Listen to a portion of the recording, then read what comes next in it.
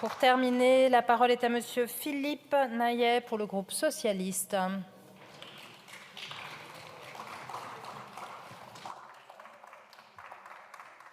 Merci Madame la Présidente.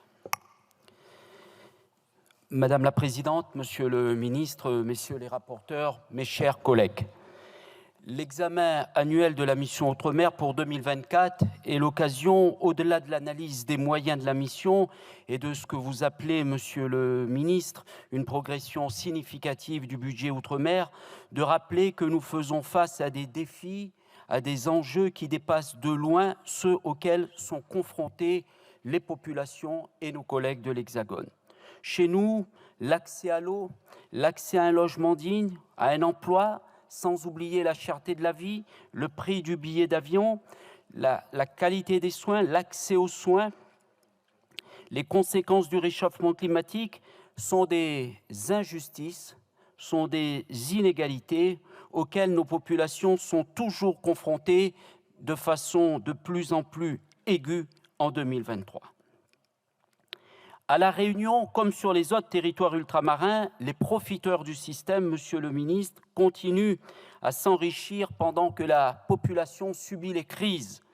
Quelques exemples rapides. Chez nous, à La Réunion, où 36% de la population vit en dessous du seuil de pauvreté, et ce que je dis pour La Réunion est valable bien sûr pour les autres territoires ultramarins, le prix, Monsieur le Ministre, le prix d'un litre de lait aujourd'hui est à 1,28 €. Le prix d'un litre d'huile est à 3,89 €. La plaquette de 20 œufs est à 6,40 € et le kilo de riz est à 2,77 €. À côté de ces difficultés quotidiennes, malheureusement, nous ne voyons pas les promesses se traduire en actes. Quand il s'agit de nos territoires, au-delà de la mission Outre-mer, puisque vous rappelez souvent, Monsieur le Ministre, que les efforts de la Nation ne se résument pas seulement à la mission Outre-mer, et je prendrai deux exemples pour vous montrer que les promesses ne sont pas tenues. Le CHU de La Réunion, qui est le grand hôpital de l'océan Indien, est aujourd'hui en sérieuse difficulté du fait de la non-revalorisation du coefficient géographique, alors que le président de la République, Emmanuel Macron, comme l'ancien Premier ministre Jean Castex, s'était engagé à revaloriser le coefficient géographique pour 2023.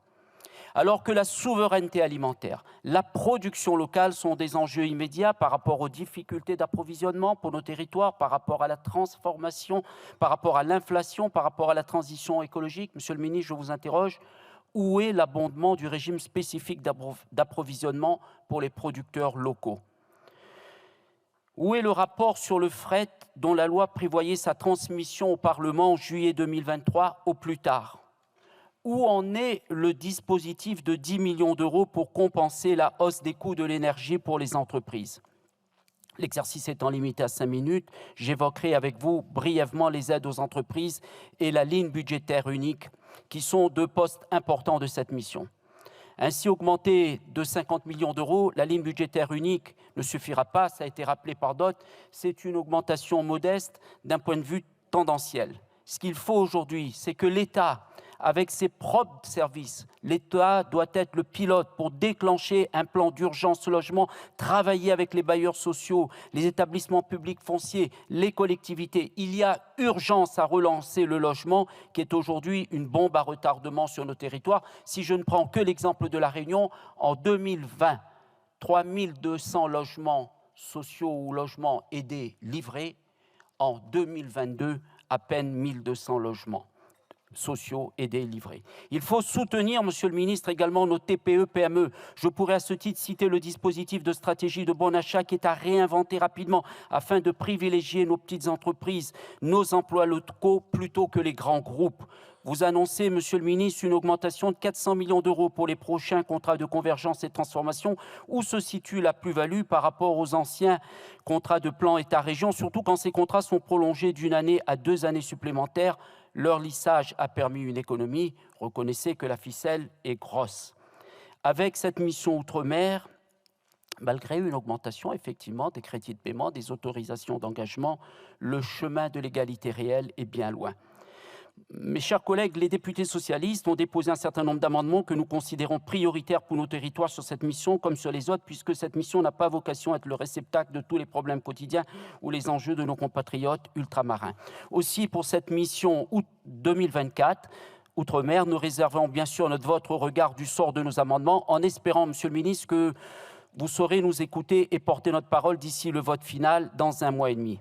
Monsieur le ministre, nous ne sommes pas là cet après-midi pour réclamer quelques pansements ou quelques millions de plus. Nous revendiquons tout simplement la reconnaissance de droits inhérents à une citoyenneté partagée avec les autres composantes de la nation française et une reconnaissance de notre singularité. La mise en œuvre de toute politique publique efficace passe par cette double reconnaissance de la similarité et de la singularité. Monsieur le ministre, pour terminer, à plusieurs reprises, vous avez mis en avant l'effort qui est fait. Je vous ai rappelé les enjeux, les défis que nous affrontons sur nos territoires. Alors, permettez-moi pour terminer de citer un auteur, le vrai courage, c'est de voir le devoir avant l'effort. Merci. Merci beaucoup.